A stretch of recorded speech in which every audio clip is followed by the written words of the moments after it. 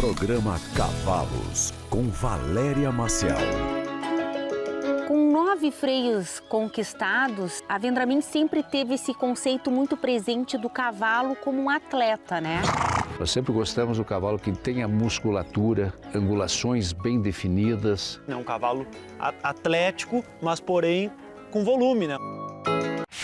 Uma das coisas mais importantes na rotina de um centro de treinamento, ou se você tem apenas um cavalo, é você limpar o casco.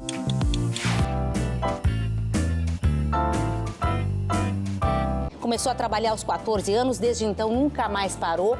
Criou o Leilão Show, um estilo próprio de vender. Meu pai foi muito inteligente. Num primeiro momento ele estranhou quando eu usei alguma expressão como essa, arrependa-se com ela em casa. Ele foi muito inteligente em deixar que eu seguisse a minha linha. Perfeito. E a cavalo, amadrinhados, revivem laços ancestrais. De rédeas firme, batendo estrivos, os filhos seguem os passos dos pais. Aprendemos a ser filho quando somos pai. Aprendemos a ser pai quando nos tornamos avô. E poder viver essas 3 gerações é uma bênção de Nosso Senhor.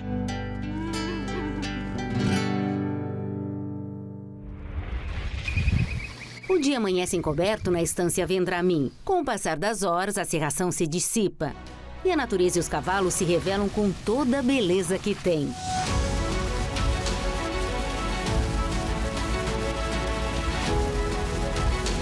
Estamos chegando no campo onde ficam as éguas de cria. Dá pra ver que a maioria já desmamou os potros. Apenas as que pariram mais tarde continuam com as crias. Pra mim, esse passeio podia continuar pela manhã inteira, mas tenho mais coisas pra ver. Nas cocheiras, a lida é com os animais de pista. Terminava o freio, segunda-feira a gente fazia um mate e ia olhar a morfologia. Até para afinar o olho, né? É aprender, a palavra correta é aprender. Quando eu recebi esse desafio, eu coloquei a minha energia para tentar dar o melhor. Então eu comecei a olhar mais passaporte, eu comecei a olhar vídeo das morfologias, comecei a conversar com amigos meus que trabalham com isso, especificamente com isso. O grande desafio de quem prepara animais para morfologia na raça crioula é encontrar o equilíbrio entre o bonito e o saudável.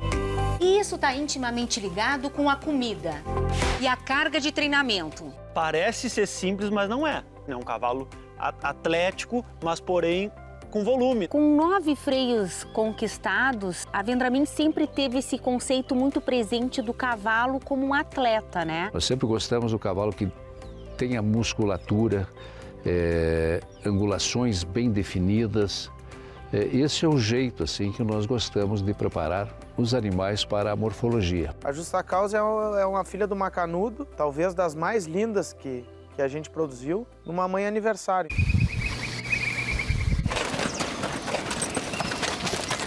A Justa Causa é uma égua diferenciada, é uma égua com uma morfologia acima da média, foi 2 vezes 2 rosetas em esteio, foi 3ª melhor égua menor, 4ª melhor égua adulta.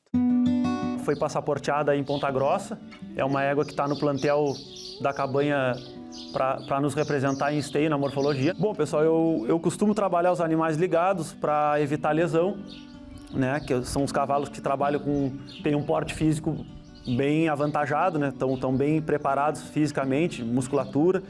Então eu trabalho com a liga para evitar alguma lesão, algum problema mais que nos agrave alguma coisa. Isso, Valéria, é uma pescoceira de neoprene. Essa pescoceira, ela gasta a gordura que acumula.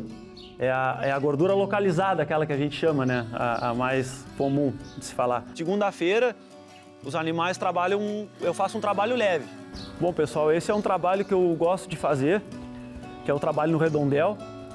É um trabalho que me ajuda bastante, não só na parte física, na parte de relevo muscular, mas eu gosto de usar esse trabalho porque os cavalos ficam muito concentrados na gente.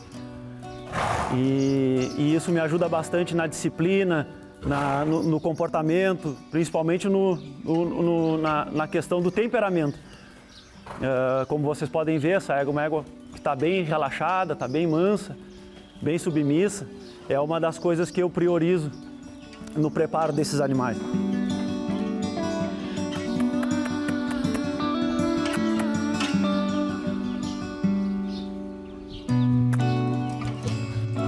Outra coisa bem importante, que o mesmo trabalho que eu faço para um lado, eu faço para o outro. Sabe? Eu sempre procuro manter o trabalho bem equilibrado para ambos os lados.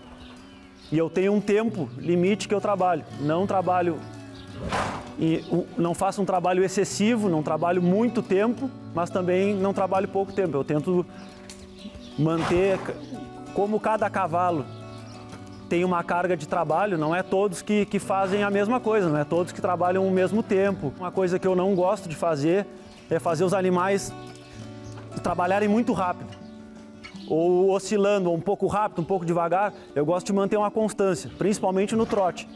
Então eu deixo eles trotar, tento manter uma toada e eu fico trabalhando eles nessa frequência, nessa velocidade, nem aumentando toda hora e nem diminuindo toda hora.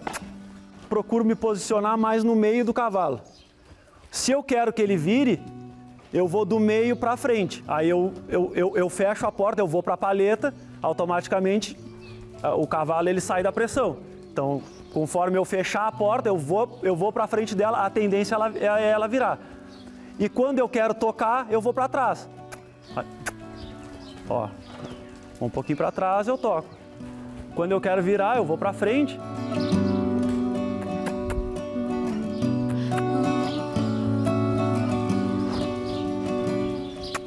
E faço virar. Eu sempre comento que a corda, a guia, é a extensão do nosso braço. Então eu não gosto de ficar toda hora tocando com a boca, toda hora tocando com... Eu toco uma vez, toco duas, na terceira se não vai, aí eu jogo a corda.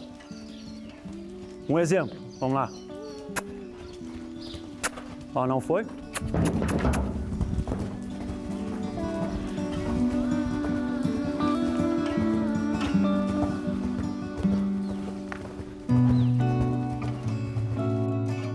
Na natureza, eles são a presa e os outros animais são os predadores, né?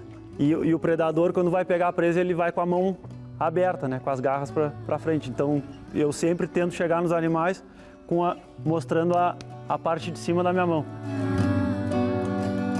Aí troto eles terça e quarta de tiro para sair para o campo, até para a cabeça, né? Para a mente deles. Trabalho quinta e sexta as andaduras, montado. Eu sigo flexionando. Eu sigo trabalhando nuca, eu trabalho muito as transições de andadura, que é uma etapa fundamental hoje na morfologia. O cavalo se apresentar bem, desenvolver uma boa andadura, isso conta muito na hora do julgamento.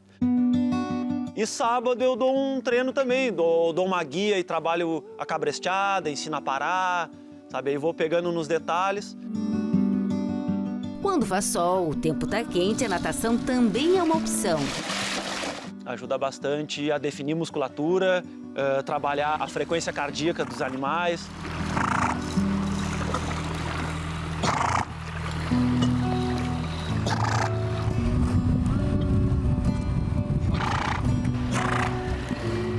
E domingo é o dia de descanso deles. Eu deixo eles descansar.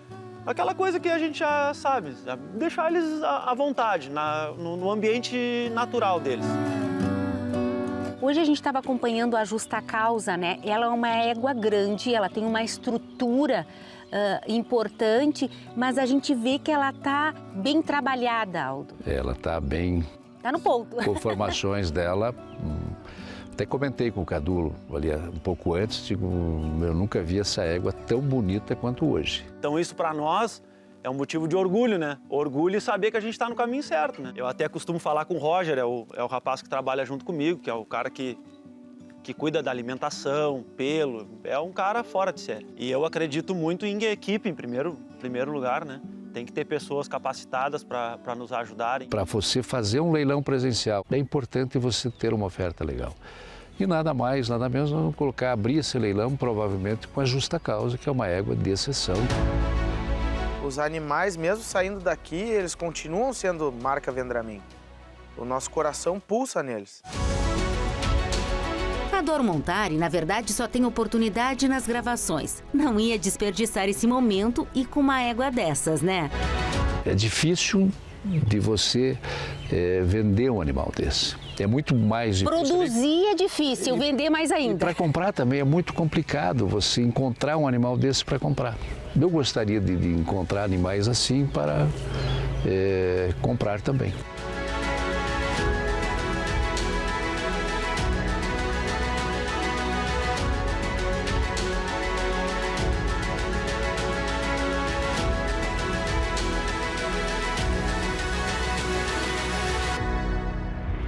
Então, ó, eu venho aqui, ó, entregou. Seguro com a mão esquerda aqui embaixo do casco, ó, agora eu vim.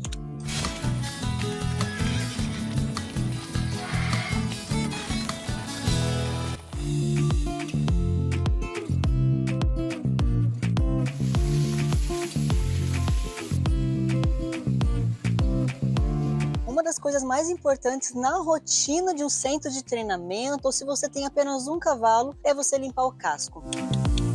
É importante salientar aqui, o cavalo tem que estar acostumado. Se você é iniciante, tem alguém por perto que tem experiência. E se você não tem, se você já tem experiência, você já sabe como que é a lida do dia a dia, né? Vamos lá. Vou segurar aqui com a minha mão à esquerda. A minha mão direita eu sempre vou descer mostrando para o cavalo o que eu quero, antecipadamente, ó. Eu não vou chegar de uma vez, né? Então, ó, eu venho aqui, ó, entregou. Seguro com a mão esquerda aqui embaixo do casco, ó, agora eu vim. Então, a minha primeira posição da mão é aqui, ó. Essa é a posição da mão para você começar a tirar o grosso. Tem cavalo que, por mais que ele esteja habituado, não significa que vai ser moleza, fácil. Tem cavalo que bota peso aqui na mão, tem cavalo que ainda dá trabalho. É normal, mas quanto mais você fizer, melhor é. Depois você vem aqui, ó, muda de posição da mão para tirar aqui esse aqui que tá aqui embaixo. Olha o tanto que tem ainda, ó. Olha o tanto que acumula aqui, ainda mais que esse tipo de ferradura.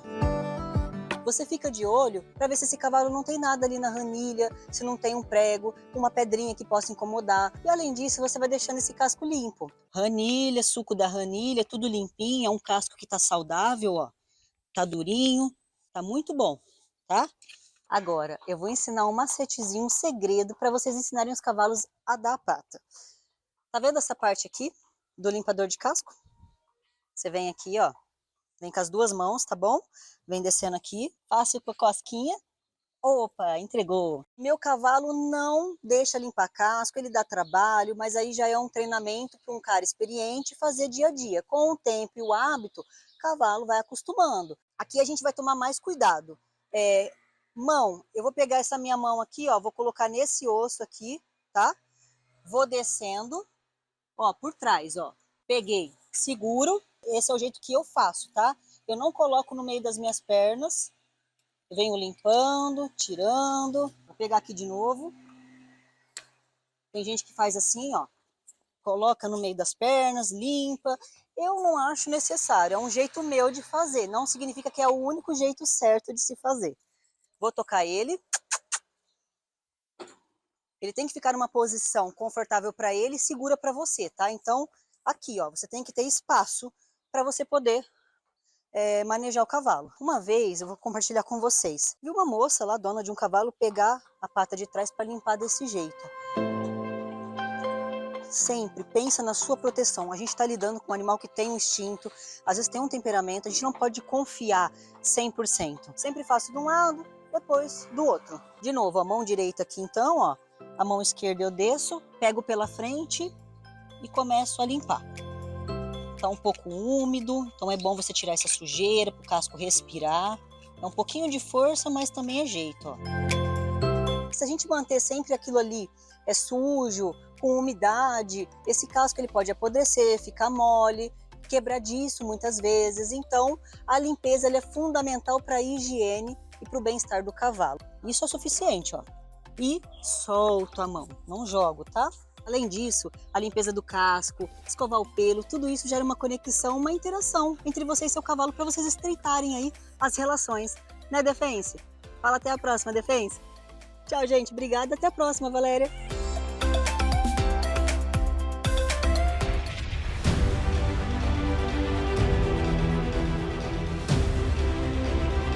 Você tem que vender bons animais, compartilhar com os amigos criadores, animais de exceção.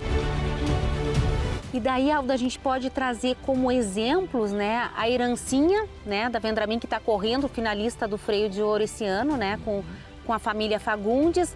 Se a gente for um pouquinho mais lá atrás, a gente também tem a Ulha Negra da Vendramin com o Washington. Isso. Então, é exatamente isso que tu está falando, né? É isso aí.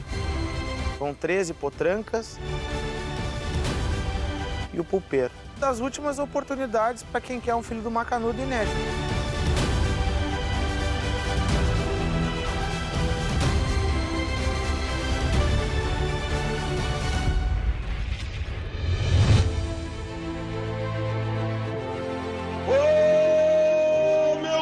Brasileiro!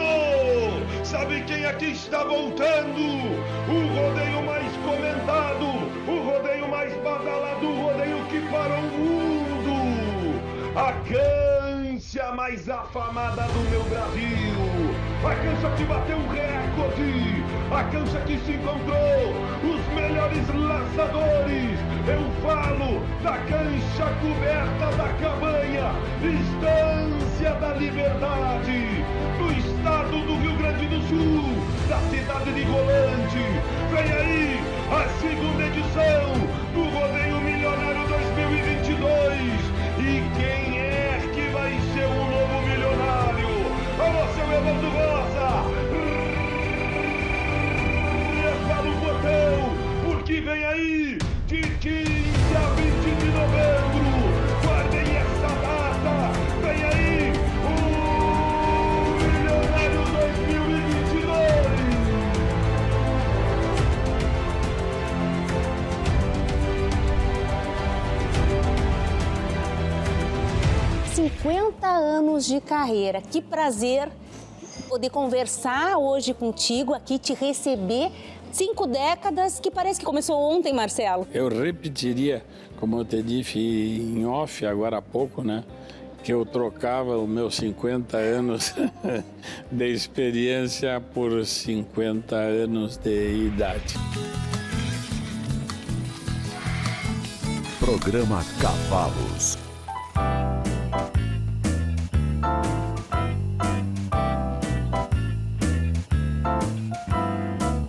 Arrependa-se com ela em casa. Esse é um dos inúmeros bordões criados e eternizados por Marcelo Silva.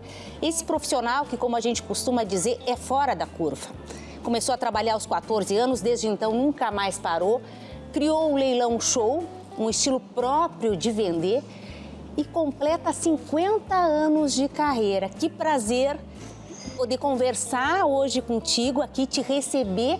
5 décadas, que parece que começou ontem, Marcelo. Eu repetiria, como eu te disse em off agora há pouco, né?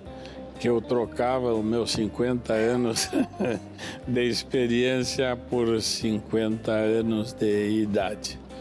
É claro que é em tom jocoso, porque o que eu vivi e o que eu pude assistir, conviver e fazer durante esses 50 anos de profissão, eu me considero realizado como profissional.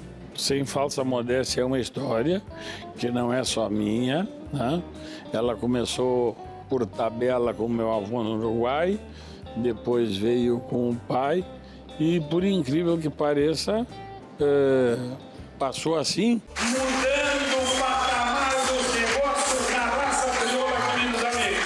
Faturamento recorde em todos os tempos, 3.350.000, uma média de mais de 150 mil reais, mais de 150 mil reais. Eu, pesquisando, descubro lá que aos 14 anos é um marco. Como assim? Como assim? Já ia para a pista, colaborava com o pai? Qual era o teu papel naquele momento, Marcelo? Em realidade, foi um pouco antes, né? Quando eu tinha 12 anos, eu já era pisteiro, já trabalhava, enfim, já era envolvido operacionalmente nos leilões, até que durante uns 2 anos, né, eu fui praticando o leilão com os meus irmãos, e é bom que essa parte da entrevista não escutem nem enxerguem, né? Porque eu tenho quatro irmãos inteiros e um meio-irmão, que é como irmão, lá em Uruguaiana. Mas, enfim, contava com a colaboração deles para simular um leilão, né? Num pequeno recinto que existia na Associação de Uruguaiana. Como assim simular? Eles eram o teu público? Só para entender. Não. Como que é essa simulação? Basicamente era complexo, porque eu tinha que ter o animal em pista e tinha que ter o público na arquibancada. Certo. Tu imagina que com 6 pessoas, né? Era difícil acertar, e as gurias não queriam ser touro, as gurias não queriam ser cavalo, né? O vadico não queria ser uma novilha, então tinha que haver um certo convencimento, né? E isso foi me dando traquejo no falar. Eu nunca fiz curso, eu sou completamente autodidata, mas tinha um professor... Claro, tinha uma referência. A meu ver, foi o melhor leiloeiro de todos os tempos. E o meu pai, em 1960, ele fez um curso de fonoaudiologia. Entendi. Numa época que nem se cogitava uma coisa dessas. Estava começando o leilão no Brasil. No material que nós fizemos, que produzimos contigo nos 50 anos do escritório da leiloeira Trajano Silva Remates, uma das falas tuas traz muito a questão de uma nova maneira de comunicar, de uma nova maneira de vender. As pessoas, elas não estavam acostumadas com uma abordagem mais descolada, mais descontraída. E tu começa a trazer isso. Tinha, vamos dizer, uma forma de trabalhar, de leiloar, toda ela, eu te diria que muito parecida e muito séria, se é que eu pudesse escolher um adjetivo. E que o pessoal, à época, estava acostumado com aquele tipo formato de remate. Tá? O meu pai foi muito inteligente. Num primeiro momento ele estranhou quando eu usei alguma expressão como essa, arrependa-se com ela em casa. Ele foi muito inteligente em deixar que eu seguisse a minha linha. Perfeito. Então aí eu criei a minha linha, que foi uma linha mais descontraída, mas sem nunca perder uma coisa que é fundamental, que é o cuidado com o cliente. Dentro dessas mudanças que vão acontecendo naturalmente, tu trazes, Marcelo, o leilão show, que era algo assim que as pessoas não imaginavam e que transforma um evento comercial numa festa. Foi a constatação de uma necessidade de fazer uma coisa diferente e fazer com que, com um menor volume de animais vendidos, nós obtivéssemos um maior valor agregado, né? Agregado, né? E como não existia, procuramos, naturalmente que no começo foi a facão, o primeiro de maior ressonância foi a inauguração do São José, ali no Plaza São Rafael. Então esse eu te diria que foi o marco número 1 Eu não posso imaginar caminhão chegando para descarregar cavalo na Alberto Bins. Encostávamos, mas a verdade é assim, encostava. Meu Deus! Coronel Vicente, e nós tivemos os cuidados que os caminhões fossem todos pequenos, casa cheia, os 600 lugares ocupados. Leiloar já é uma preocupação.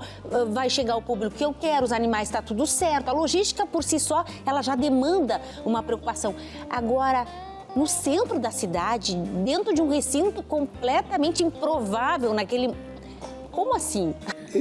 Nós tivemos um público que normalmente começava a frequentar ali às 11 horas, meia-noite, que às 19 já estava do lado de fora da garagem.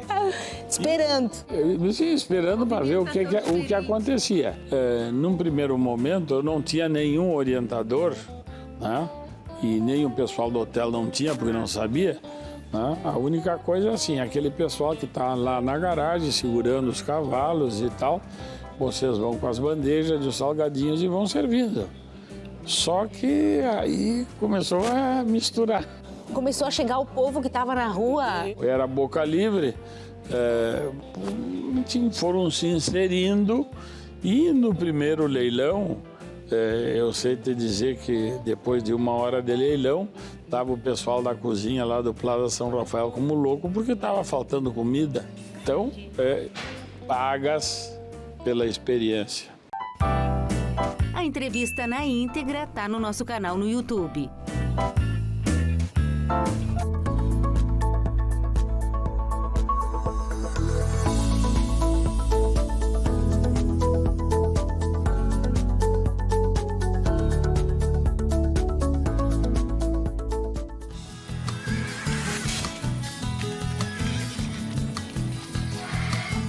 Programa Cavalos.